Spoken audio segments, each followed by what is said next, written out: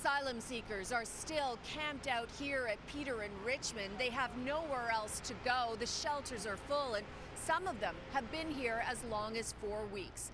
Now, advocates came to speak on their behalf today, and they pointed out an uncomfortable reality.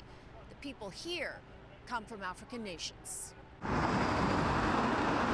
Get those people off the street right now, right away. Canada's first Black MP came to speak out. This is not the Canada that we're building. This is not the Canada that speaks about diversity. And so did Ontario's first Black MPP. We have Black people. Let me be clear, Black people sleeping on the street. Women trying to cover themselves adequately while they sleep. And I must tell you, I am offended. Dozens of asylum seekers have been sleeping at this busy city corner since Toronto's shelters started turning them away. There is simply no room. They were referred to federal programs instead. But this is the result. If we were not blacks, would we have been treated this way? No. That is the big question that we need to ask ourselves.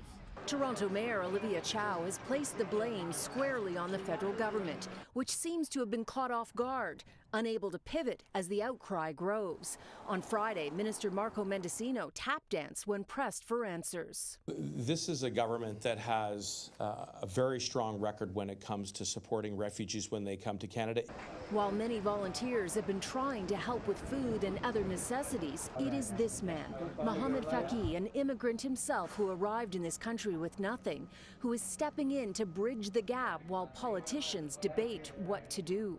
He's putting in $20,000 of his own money and promising to fundraise to cover the cost of hotel rooms or apartments. He estimates it could cost up to $10,000 a day.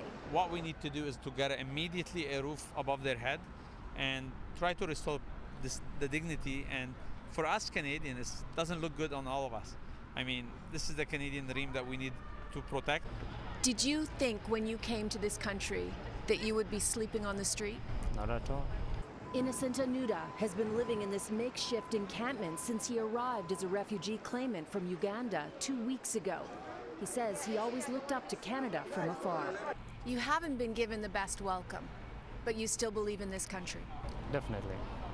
For every story has got a genesis, and probably this is our genesis.